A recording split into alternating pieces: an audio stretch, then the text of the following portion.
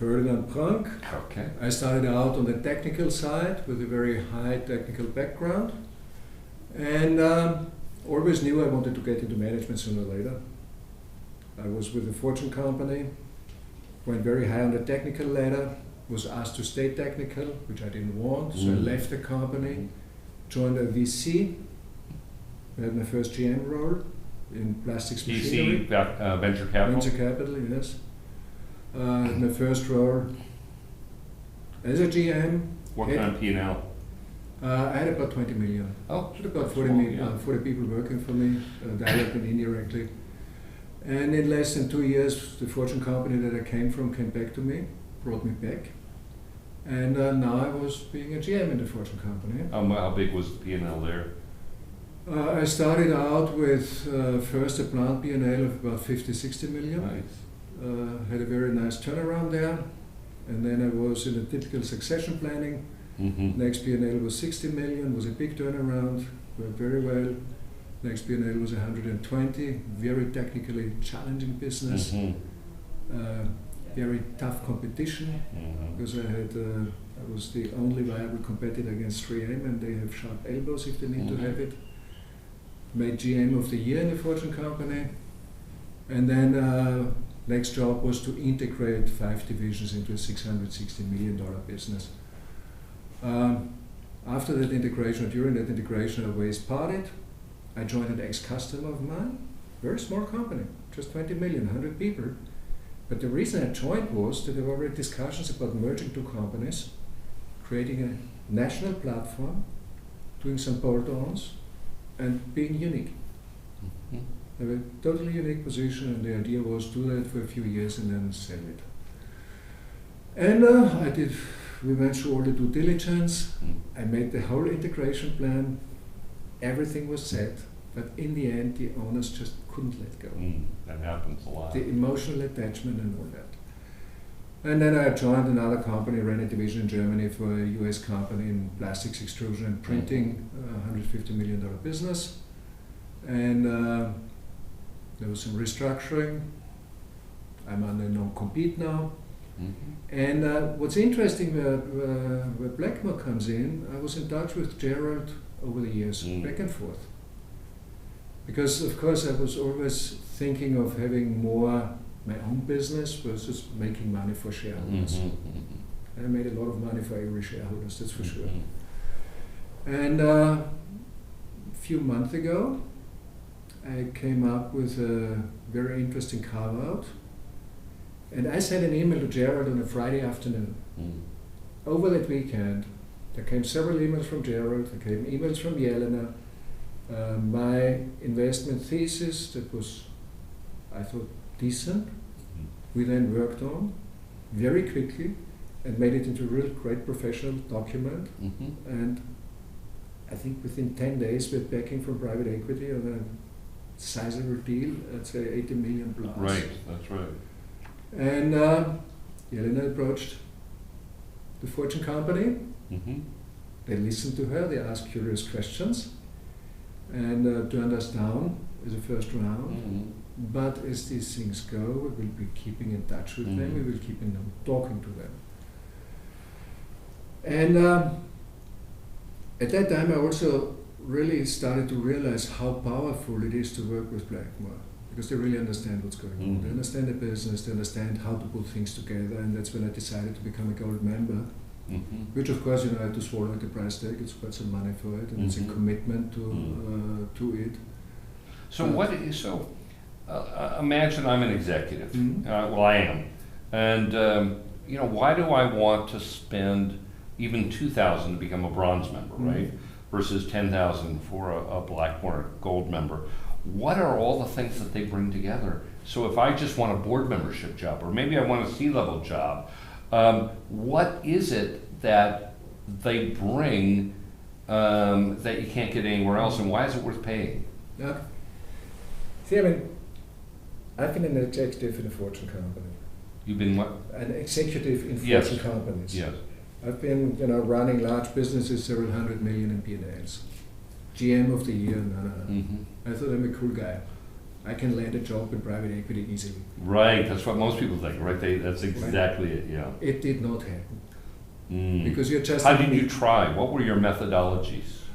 It was a direct approach. Okay. And it was leveraging my network. Okay. Yeah, everyone knows a few PE firms, or You someone know, who knows. You know a few people, and I went for some very large funds, private equity companies where the network connections too. But that didn't really go far. They were very polite. They talked to me. Yeah. I mean, it's not just that they blew me away because my Right. contacts were very strong. Didn't go anywhere, and that's when I went back to the Blackmore website and started thinking more and more about it. And as this one carve-out came up, that's when I figured, okay, now it's time to talk to Gerald. And all I can say is, yes, I can put things together. I can put things together for a board presentation, for an executive leadership presentation, no. I can put things together in a small cap environment for a bank or something like that. But the way working with Blackmore, of getting things done, of getting the wording right, of getting the pitch right. Yes. For its private equity speaks to how they think and listen. Right. Yes. And what really comes in is the experience of Blackmore, the databases, and the network that Blackmore has. Hundreds. Just that, yeah.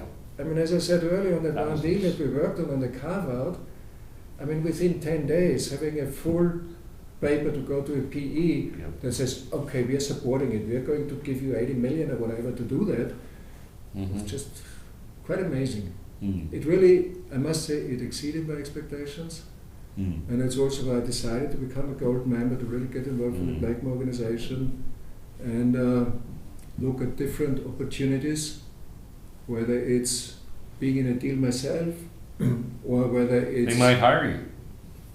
Whether it's being hired via Blackmore to some other company. Yeah. So, because as a gold member, they'll take the thesis that you have, and it's going to be packaged up and sent out to another 100 or 200 PE firms in the coming weeks. So, however, if it doesn't get picked up, it just means you can also come up with multiple theses, keep coming back to the conferences. Tell us about your experience about how the conferences are designed and curated. Yeah. What's your experience here? Well, of course, I mean, since I joined as a gold member, I've been on all the conference calls, on all the webinars, which I found very useful. Why? What makes them useful? You know, as a corporate guy, you have corporate thinking. Private equity has a different mindset, has different thinking, different vocabulary, different way of looking at things. Yes. And it really helped me understand much better how to deal with private equity, how to figure out how they think. And how did that fit with today, with your meetings? So then, to just come back, then was, okay, the conference comes up, there's the preparation package for the conference, which, took some time, and some videos were a little bit repetitive, but it was worthwhile to listen to them and to go over the notes. Yes. And so I had the feeling I came pretty well prepared. The panel discussions were really, there were parts in it that I really appreciated to hear. So the past panels you got to hear, or today also? Today's panels. Yes. I mean, really good, and some of the experience that was shared was quite amazing. You couldn't get access to that anywhere. No, I mean, how would you get access to Mr. Kidd? 40 years. Talking about his way of doing business. Yeah. Or some of the other panelists that you had. The one-on-one meetings, just great to be with decision makers of a private equity in eye-to-eye contact, talk about your deal thesis, hear their pitch, why they are the right partner for you, and give your pitch on your thesis. So one of the things that you're saying is they're also trying to sell you here. That's they definitely try to sell themselves. Yes. And of course, you prepare for the conference, you look at the different companies, the private equity companies that are here, and yes, some of them are very motivated. That's probably why they are here. Yes. And so my feel is that the deal thesis that I worked on and where Blackman really helped me to get it in shape was well prepared, was well received by the PE representatives that are here, and it's very positive discussions. And I must say, there's already from several of them requests for follow-ups. Good, that's the first part of dating, you know. Yeah. Yeah. So, and as we say, you need a big funnel look. Gotta keep building it. No deal's done till till the ink is dry. that's right, and check is cash. Yeah, and Great. again, aside from the one deal thesis that I have now in corporate life, I went through several points where we did talk to target acquisitions, and the ink needs to be dry on the paper. So It's really great. Well, thanks for being here, and we look forward to adding more value because we get value when you do. great. Thanks so much. Thank you.